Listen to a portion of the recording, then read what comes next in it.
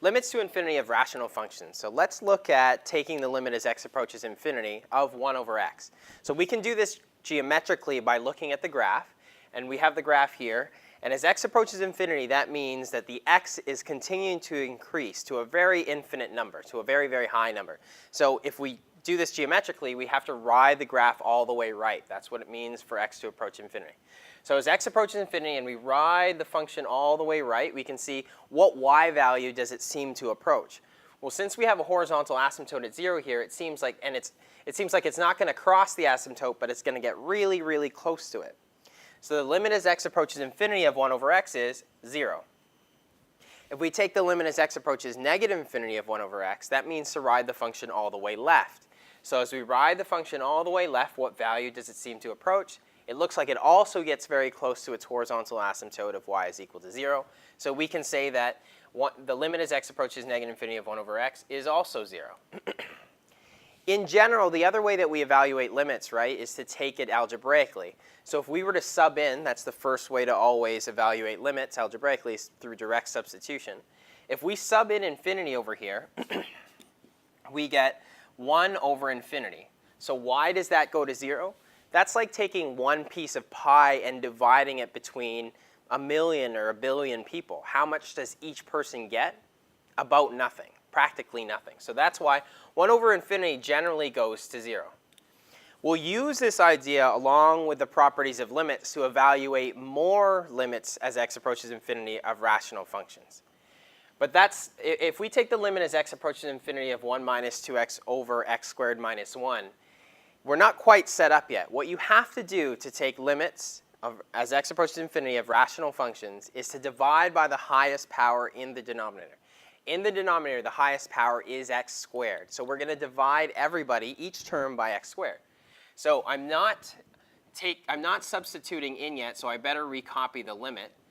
And I get 1 over x squared minus 2x over x squared all over x squared over x squared minus 1 over x squared. Now we can simplify here to clean things up a little bit before we substitute in. We get the limit as x approaches infinity of 1 over x squared. That doesn't simplify, but 2x over x squared does. Let's cancel out an x out of the numerator and denominator, so we get 2 over x. And then on the bottom, we get x squared over x squared is, of course, 1. And minus 1 over x squared is going to be is just going to stay as 1 over x squared, or minus 1 over x squared. Now when we sub in, we get a lot of 1 over infinities. You can see that, actually, let's not write the limit because we're going to sub in. If you sub in infinity here through direct substitution, you get 1 over infinity. What did we say that goes to? It goes to 0. 2 over x is also going to go to 0. 1, if we sub in here, there's nothing to sub in for, so it's just going to stay 1. And minus 1 over x squared, that's also going to go to 0. So in general, once we sub in, we get 0 minus 0 over 1 minus 0, which is 0 over 1, which is 0. So this limit is equal to 0. Now if we look at this one over here, we're going to follow the same method, but remember you have to divide by the highest power that is in the denominator. So the highest power in the denominator here is just x to the power of 1. So we're going to divide every person, or every term, by x to the power of 1.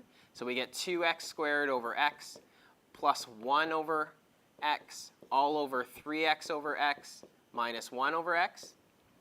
And now we can simplify before we sub in.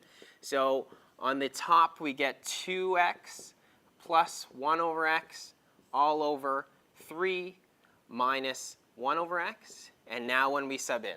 So when we sub in infinity into these two, it's going to go to 0. Sorry, not infinity, 0.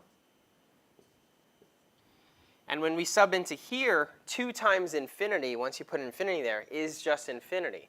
So we get infinity plus 0 over 3 minus 0, which is what's infinity divided by 3. An infinite number, or a really, really high number, divided by 3 is still a really, really high number, so it's going to be infinity. So remember that you always divide by the highest power in the denominator. In this case, it was x squared, but in this case, it's x. What's the degree of the denominator over here? If you were to expand and simplify, it would be x squared. So even though that it only appears to be x's here, you actually want to divide by x squared everywhere. Now this is a little bit different because the bottom is in factored form. While with two binomials, maybe it'll be convenient to expand and simplify, we're not going to. We're still going to divide everybody by x squared, each term by x squared, but in this factor we're going to just divide by x, and in this factor we're just going to divide by x, because that's still like we're dividing the denominator by x squared. So the limit as x approaches negative infinity of, that's a terrible infinity, sorry, of 3x squared over x squared plus 4 over x squared all over 2x minus 3, so 2x over x minus 3 over x, times 3x over x plus 1 over x. So again, we divided each factor by x. Now when we simplify, we're going to get 3x squared over x squared is 3. 4 over x squared just stays the same. And on the bottom, we're going to get 2 minus 3 over x and 3 plus 1 over x. When you sub in infinity or negative infinity into this will go to 0, this will go to 0, and this will go to 0. So in total, we get 3 over 2 times 3, which simplifies to 1/2. So the answer to this is 1/2. And finally, we have this limit as x approaches infinity of 6 to the 1 over x. Because by property of limits, we're allowed to, this is a 1 over x function composed into 6. So this is the outside function, this is the inside function. If we're taking the limit of it, we can use limit properties to just go into the exponent or go into the inside function. So we can change this to be 6 to the limit as x approaches infinity of 1 over x. This is, of course, 0. So the answer that we get is 6 to the 0, which is just 1.